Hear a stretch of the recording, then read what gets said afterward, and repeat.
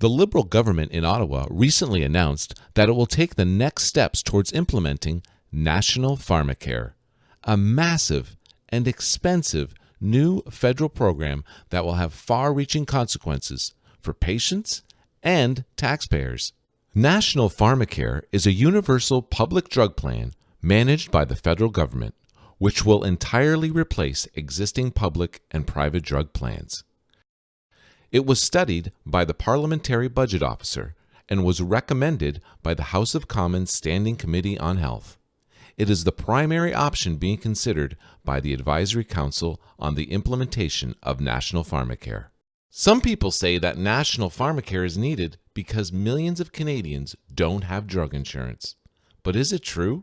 Every jurisdiction in Canada has publicly funded safety net programs that cover high drug costs for people who don't have a private drug plan and who are not eligible for regular benefits under a public drug plan. Of the 36.3 million people who lived in Canada in 2016, 23.2 million were covered under private drug plans.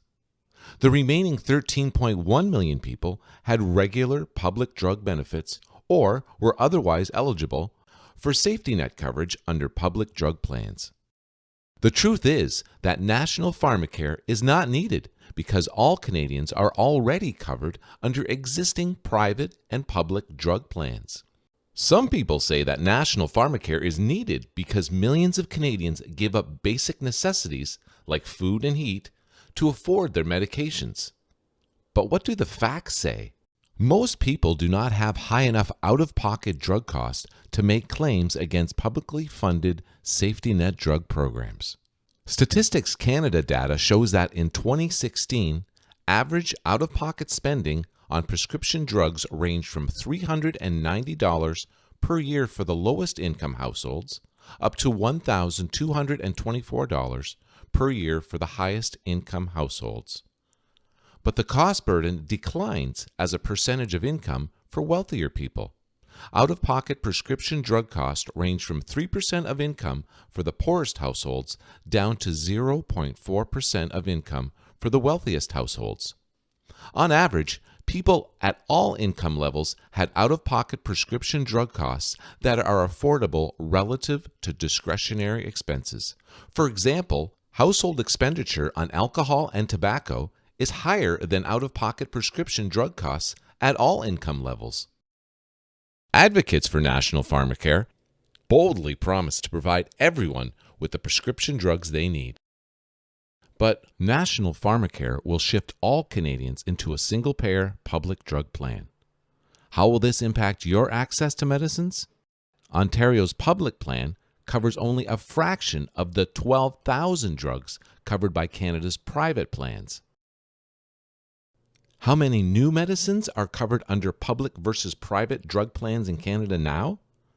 From 2008 to 2017, Health Canada approved 479 new drugs.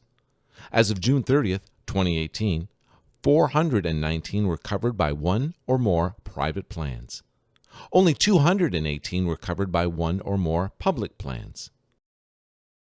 How long did it take to cover these new drugs? Private plans took 142 days to cover new drugs, compared to 449 days for public plans.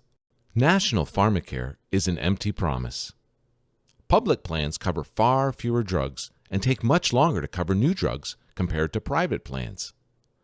As a single-payer public drug plan, National Pharmacare will reduce access to medicines for people who now have a private plan. If National Pharmacare merely duplicates current public coverage, then it will not improve access for people now covered under public drug plans. National Pharmacare advocates argue that it will save money. The PBO estimated these so-called savings from formulary restrictions, mandatory generic substitution, discounted prices, and patient copayments built in to National Pharmacare. From the patient's perspective, most of the savings are just rationing by another name. Under National Pharmacare, the federal government will assume responsibility for drug expenses that are now paid for privately or by provincial public drug plans. How much will it cost the federal budget? And how much will it cost Canadian taxpayers?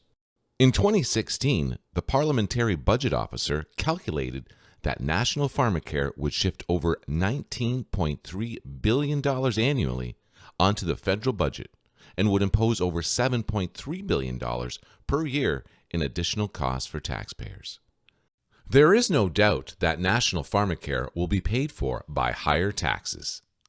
The former Parliamentary Budget Officer recently suggested increasing sales tax to fund National Pharmacare. The government has already signaled that employers will subsidize the program. Employees are also going to pay more because of National Pharmacare.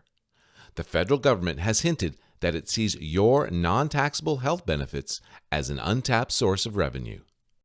National Pharmacare is a waste of taxpayers' money because it will unnecessarily shift billions of dollars in privately funded drug costs onto public budgets, and it still won't fix the real reasons why some Canadians cannot afford their medications. The real problem is that some Canadians are potentially exposed to high out-of-pocket costs from deductibles, co-payments, and premiums before their prescriptions are fully covered by public drug plans. If governments believe that out-of-pocket prescription drug costs are too high for some people, then it is much cheaper and easier to lower cost sharing under existing drug plans for those people than to force all Canadians into a National Pharmacare program. Another reason why some Canadians cannot afford their medications is that many new drugs are not covered at all under public drug plan formularies. Patients who are prescribed these drugs must pay 100% of the cost out of pocket, even when the person is eligible for coverage under a public drug plan. National Pharmacare is not a solution because it will not cover more drugs than public drug plans already do. The least expensive way to fix this problem is to simply expand the number of drugs covered in existing public plans. To learn more, go to CanadianHealthPolicy.com.